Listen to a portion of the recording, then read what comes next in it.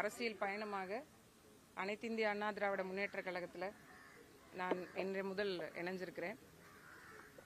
ஒரு எளிய மக்களுக்கான ஒரு அரசியல் வாய்ப்பை உருவாக்கக்கூடிய ஒரு அமைப்பிலிருந்து அந்த மக்களுக்கான உரிமை குறித்தும் உரக்க குரல் கொடுப்பதற்கான களத்தில் மீண்டும் இருக்கிறேன். இந்த தேர்தலிலிருந்து தொடங்கி மீண்டும் என்னுடைய அரசியல் பயணம் தொடரும்.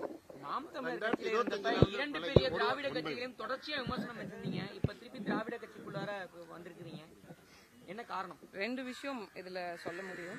நான் அதிமுகவை தேர்வு செய்ததற்கான ஒரு காரணம், இந்த கட்சியினுடைய தலைமை ஏற்றிருக்கக்கூடியவர் ஒரு அடிப்படை குடும்பத்திலிருந்து, ஒரு சாமானிய குடும்பத்திலிருந்து வந்து ஒரு தலைமையை எட்ட முடியும் அப்படிங்கிற ஒரு சூழலுடைய ஜனநாயக சூழல் இருப்பதனாலையும், ஒரு தமிழனுடைய தலைமையின் கீழ் இயங்குவதற்கான ஒரு மன உறுதியோடு நான் இருந்ததுனாலையும் அதிமுகவை தேர்வு பண்ணியிருக்கேன்.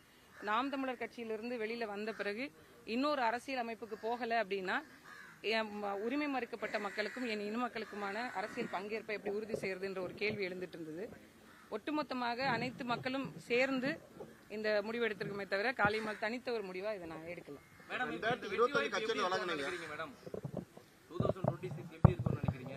இன்னைக்கு இருக்கக்கூடிய அரசியல் சூழல்ல மக்கள் நிறைய பாதிப்புகளுக்கு உள்ளாயிட்டு இருக்காங்க. தொடர்ந்து ஒவ்வொரு நாளும் பிரச்சனைகளை சந்தித்து கொண்டே இருக்கிறாங்க. விலைவாசி ஏற்றத்திலிருந்து தொடங்கி சட்டம் ஒழுங்கா இருக்கட்டும், பெண்களுக்கான பாதுகாப்பா இருக்கட்டும், நிறைய விஷயங்கள் இன்னைக்கு பிரச்சனைகள் இருந்து கொண்டே இருக்கு. அந்த விடயங்கள்ல இருந்து மக்கள் ஒரு பெரிய ஏமாற்று நிலைக்கு தள்ளப்பட்டிருந்தாங்க. ஒரு மாற்றம் வராதான் விரும்புறாங்க. இந்த வரக்கூடிய தேர்தல் அதுக்கான பரிசு தரும். ஒரு வருஷம் கட்சியின் விலை ஒரு வருஷம் ஆச்சு. இந்த ஒரு வார காலதாமதம் ஏன் முடிவெடுக்கிறதுல ஒன்றும் காலதாமதம் இல்லை. நான் ஏற்கனவே இருந்த மாதிரி நான் களத்துல இருந்தேன், மக்கள் களத்துல இருந்தேன். நான் கட்சிக்கு வருவதற்கு முன்பு 2013 இருந்து நேரடி மக்கள் களத்துல இருந்தேன். அதுக்கு முன்னாடி நிறைய தனியார் தொண்டு நிறுவனங்கள்ல மக்களோட வேலை செஞ்சிருக்கிறேன். அப்ப நான் கடலோர மக்களோட வேலை செய்யல. 2013க்கு பிறகுதான் நான் கடலோர மக்களோட பணி செய்ய தொடங்கினேன். களத்துல ஒவ்வொரு நாளும் இருந்துகிட்டே தான் இருந்திருக்கேன். நான் அரசியல் கட்சியிலிருந்து விலகினே தவிர மக்கள் அரசியலிருந்து ஒருபோதும் விலகல. நிறைய நீங்களே பார்த்துருப்பீங்க, போராட்டங்கள், ஆர்ப்பாட்டங்கள், விவசாயிகள் போராட்டம், கடலோர மக்கள் போராட்டம்னு தொடர்ந்து இருந்துகிட்டே தான் இருந்தேன். எனக்கும் கொஞ்சம் ஓய்வு தேவையில்ல. 6 வருஷம் கத்திருக்கிறேன்ல, குழந்தைகளை பார்க்கணும். ஏன்னா என் குழந்தைங்க என்னோட இல்லாமே இருந்தாங்க. கடந்த இந்த ஒரு வருடமா தான் நான் கூட்டிட்டு வந்து என் கூட வச்சிருக்கேன். எங்க அம்மா வீட்டுல தான் அவங்க ஒரு 2.5 வயசுலேருந்து என் பெண் குழந்தை அங்கே தான் வளர்ந்தாங்க. அதை விட்டுட்டு தான் அரசியல் தளத்துக்கு வந்தேன். என் பெண்ணோட இப்ப ரொம்ப நாள் ஏக்கம், அம்மா கொஞ்ச நாள் கூட நம்ம கூட இல்லையே அப்படிங்கிற வருத்தம் அந்த பிள்ளைகிட்ட இருந்துட்டே இருந்தது. ஸோ கொஞ்ச நாளாவது அவங்களோட இருக்கணும். இன்னொன்று எனக்கு கொஞ்சம் ஓய்வு தேவை அப்படின்ற மாதிரி தோணுச்சு அரசியல் தளத்துல இருந்து. அதனால இந்த ஒரு வருட காலம் இன்னொன்று மக்களோட நான் கலந்து ஆலோசனை பண்ணிக்கிட்டே இருந்தேன். என்ன செய்யலாம், அடுத்த கட்ட நகர்வு என்ன, நமக்கான பிரச்சனைகளை யார் சரி செய்வா அப்படின்னு. எல்லா கட்சிகளும் சொல்லப்பட்டது. இன்னைக்கு நானே அதுக்கான தீர்வை சொல்லிட்டேன். வேற என்ன மாற்று? வரக்கூடிய சட்டமன்ற தேர்தலில் போட்டிருக்கீங்க, அது கட்சியினுடைய தலைமை முடிவு செய்யும். எங்களுக்கான பங்கேற்பை கேட்டிருக்கோம். எங்களுக்கான பிரச்சனைகளை இதெல்லாம் இருக்கு அப்படின்றத சொல்லியிருக்கிறோம்.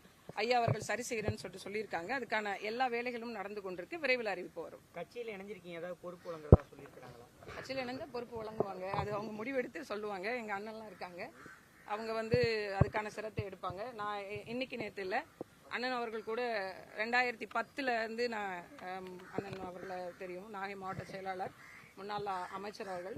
இன்னும் சொல்ல போனால் அண்ணா திராவிட முன்னேற்ற கழகத்தில் 2010 மாவட்ட பொறுப்பில் இருந்தவள் தான் காளியம்மாள். அண்ணன் உண்மையிலே என்னை நான் ஒரு பட்டிமன்றத்தில் பேசினதை பார்த்துட்டு, ஒரு டிவி ஷோஸ்ல தான் பார்த்துட்டு, உன்னை மாதிரி ஒரு ஆள் வேணும் அப்படின்னு கூட்டு போனாங்க. அப்போ எனக்கு பெருசாக அரசியல் மீதான ஆர்வமோ இல்லை. அதனால ஒரு ஓராண்டு 2 ஆண்டுக்கு பிறகு நான் கொஞ்சம் அமைதியாயிட்டேன். இன்னொன்று அந்த குழந்தை பேரு நேரம் வேற, அதனால அமைதியாயிட்டேன். அது மாதிரி பூம்புகார் சட்டமன்ற தொகுதியினுடைய முன்னாள் சட்டமன்ற உறுப்பினர், மயிலாடுதுறை மாவட்ட செயலாளர், இவங்களும் அறிவுறுத்தி வாங்கினேன்.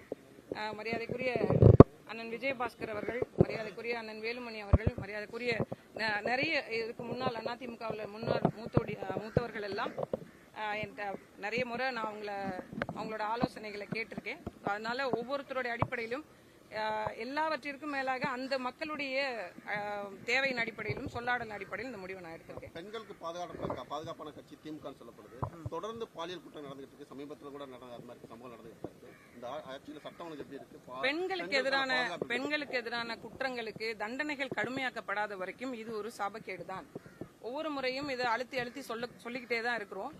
ஒரு வழக்கு, ஒரு குற்றம் சம்பவம் நடக்குது அப்படின்னா அதை தீர விசாரிச்சு உடனடியாக சில எண்ணெய் நாடுகளில் நீங்க பார்க்கும்போது பார்த்துருப்பீங்க, அந்த இடத்துலயே அவங்க நாங்க மரண தண்டனை கூட நாங்க சொல்லல. ஆனா தண்டனைகள் கடுமையாக்கப்படணும். மீண்டும் அந்த தவறை செய்வதற்கு அவங்களுக்கு ஒரு பயம் வரணும்.